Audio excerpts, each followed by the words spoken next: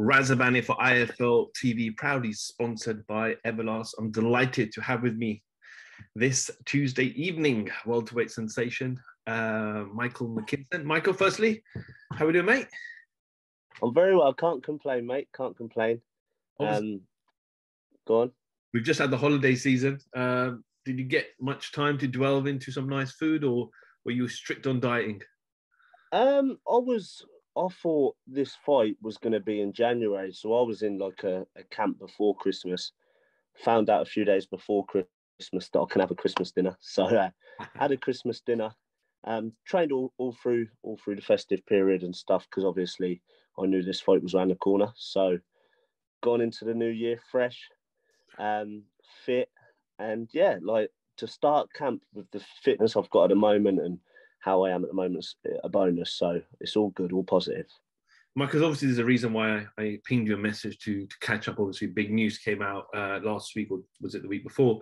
But before we talk about those big news, just want to kind of touch on the journey so far. I know from your early days, it was tough even selling tickets, let alone getting fights. But how grateful are you of the kind of the last 12 months? Obviously, the MTK link up, obviously the Eddie Hearn link up, you know, getting yourself exposed on big shows and on big platforms. Yeah, the last 12 months, obviously I've had MTK backing me and managing me for the last 3 years, which they've been able to secure me some great opportunities. And then obviously if you like rewind 12 months, it was just before I got the call for the Chris Congo fight, not even 12 months ago. And at that time I was frustrated, and I was like really frustrated because I was beating these good opponents and I deserved to be on the big stage. So that was just 12 months ago. I was kind of begging to get on the big stage, and now look where I am. So trust the process, as they say. I've earned everything in my pro career. I've earned. Nothing's been given to me.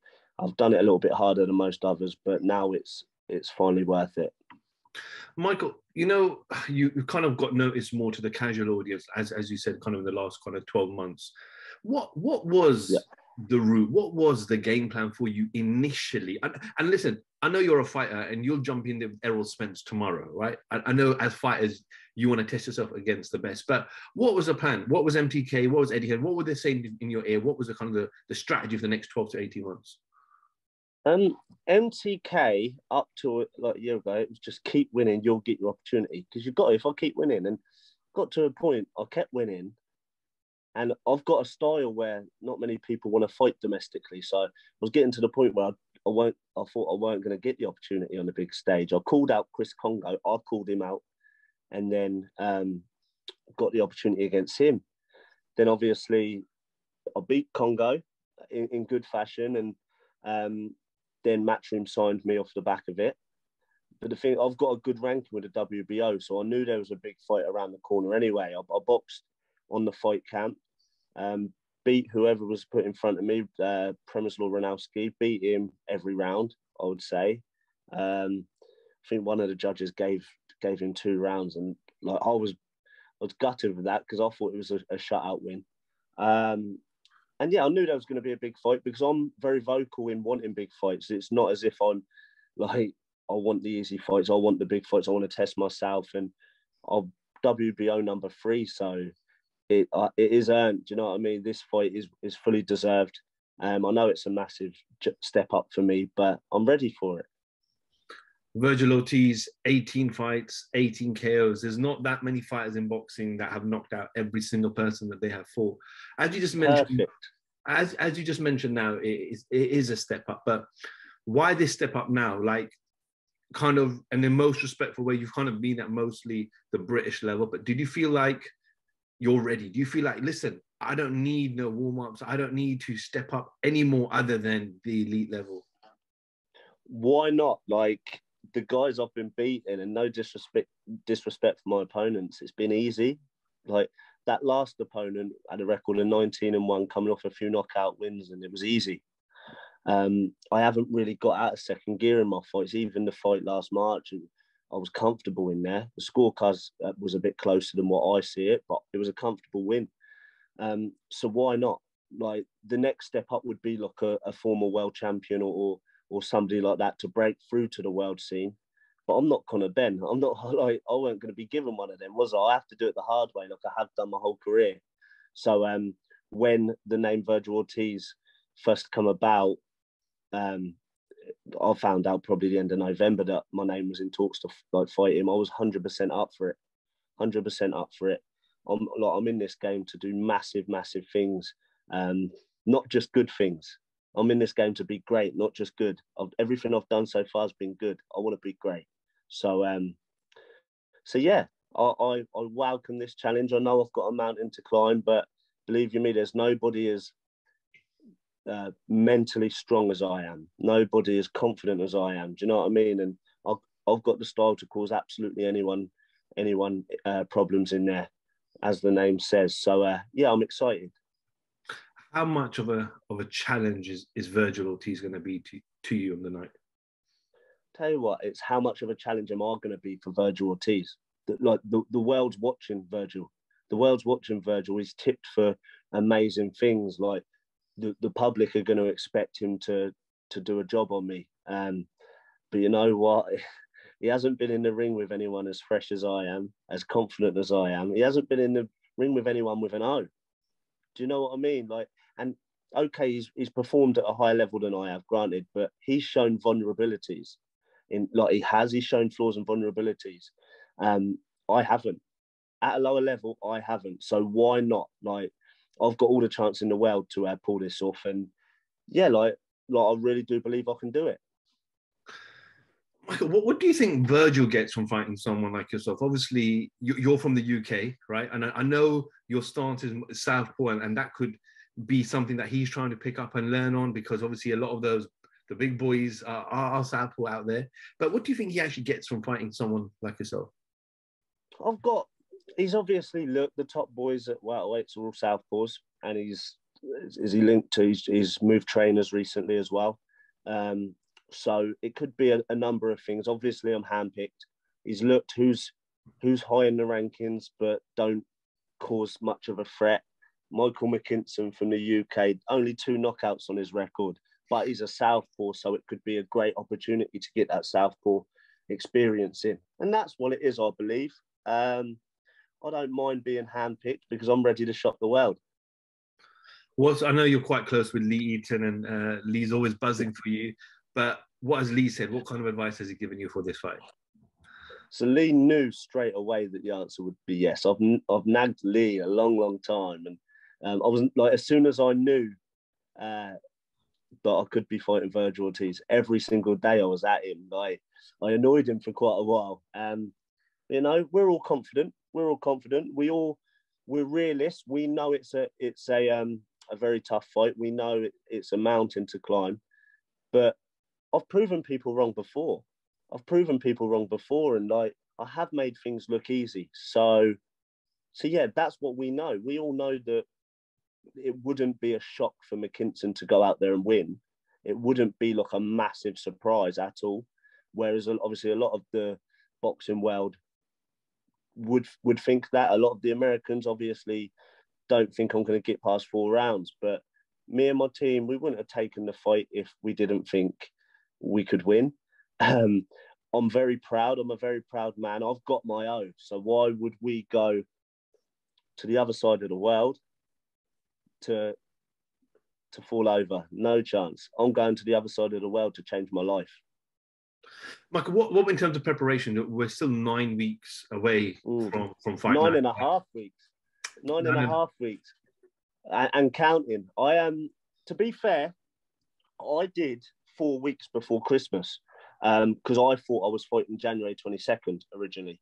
So I did 4 weeks before Christmas, and it weren't till December 23rd I found out it was going to be March 19th. So I'd done half a training camp behind closed doors because no one knew about it. And then over the Christmas time, it just allowed me to have a bit of a recovery. I was running and I was training all over Christmas, but I could eat a little bit and I could just refresh for a camp. So now, like, you can't argue with the fact that they haven't given me enough time. Do you know what I mean? Like, we never normally have this much time to play with. So Obviously, my dad's the boss. He's whatever he says goes in this camp. All I can do is say yes, turn up, get my job done. In terms of going to the States, I don't believe, correct me if I'm wrong, that the location's been confirmed. So we're not sure if it's going to land on the East Coast or West Coast, but you plan to go out there quite early as well, just to acclimatise and get used to the timing, the weather, etc. Yeah, sure. Like I said, there's a long time to go at the moment. So as soon as a location's confirmed, then we can like decide what we're doing our end. I've got a great team around me, like I said, so I can just do as I'm told, and go change my life. Michael, we know in the welterweight division, internationally, Errol Spence, Terence Crawford are kind of the names that everyone talks about. Obviously, Sean Porter recently retired. Keith Thurman's back up in the next couple of weeks as well. Do you feel like Virgil Ortiz, Boots, Ennis, etc., are just a category below kind of Spence, Crawford, and then you're the one rising in those ranks above? Yeah. I think until testing themselves against one of them guys, they can't call themselves that level. I know they're tipped to be superstars, both of them guys. They are tipped to be superstars, but they haven't. Like Virgil, for example, he's beat Maurice Hooker, who's naturally smaller, and obviously Mean Machine Kavalauskas. That's probably the biggest test he's had, and he was tested in that fight, and he did show vulnerabilities in that fight. So the next level for him are the elites, but it's my job to stop him from getting there. Okay, well, Michael, we wish you all the best in the rest of your training camp. Just before I let you go, mate, just touch on, obviously, the welterweight division in the UK. Conor Benn with a sensational knockout over Chris Algieri. And listen, the welterweight division has always been a fun division in the UK. I know we've got KHAN-BROOK happening a bit later than we all expected, but what do you make of Conor Benn's performances up to date, and also him now trying to challenge for Adrian Broner? Conor Benn is getting better and better, and he's looking the part. I haven't really got a lot of bad words to say about him, but when you've got the likes of, like, obviously Adrian Broner's a 4-weight world champion, but he's got his issues out. He's a problem out, like, to himself outside of boxing, isn't he? Especially last few years.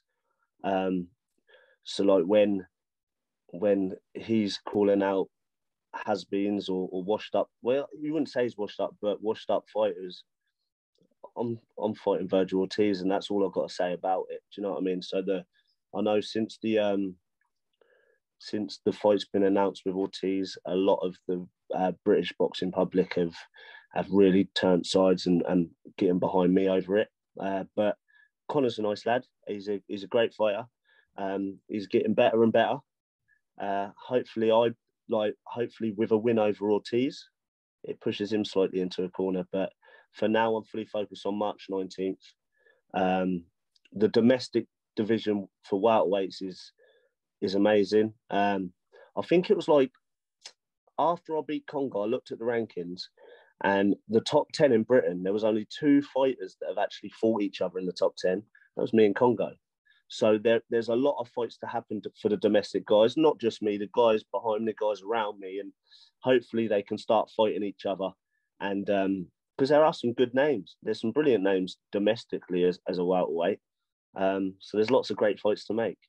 And Michael, is that important as well? Obviously, I know, like I just mentioned, KHAN-BROOK is happening 5-6 years too late. But then you had fights like DeGale Groves. You know, it happened nice and early. They both, Groves won, DeGale lost, but they both went on to achieve great things and become world champions. I was there that night. I was 17 years old at the O2. I might have just turned 18.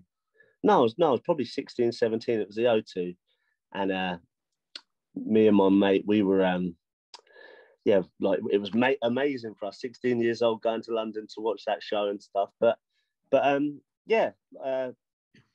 think that we should start fighting each other more. Like, I see myself top of the pile, especially now I'm jumping to the world scene. So the people behind me domestically, you've got some great names. You've got the British champion Echo. You've got Lewis Crocker coming through. Liam Taylor, he's always in great fights. You know what I mean? So Samuel Antwi, like, there's a great pile behind me. So hopefully, as a boxing fan, like, hopefully, like, they can start fighting each other. quick prediction, KHAN-BROOK. I know it's a bit late, but it's still, I'm sure everyone's still going to tune in to watch that fight. I would say maybe Brook gets to him late, but wouldn't surprise me if Khan has a good lead. Like if he starts well, and then it'll just be a matter of a time before Kell gets him. And that's my opinion. Okay, well, Michael, appreciate you jumping on, my man, and giving me a few minutes of your time. We'll stay in touch, and hopefully might even pop down to the gym closer to the time as well. That'd be good, mate. Always welcome. That'd be great to have you guys down. Yeah, no, 100%, mate. All the very best, and we'll catch up with you very soon. Nice one, mate. Appreciate Michael that. McKINSON for IFL TV. Thank you very much.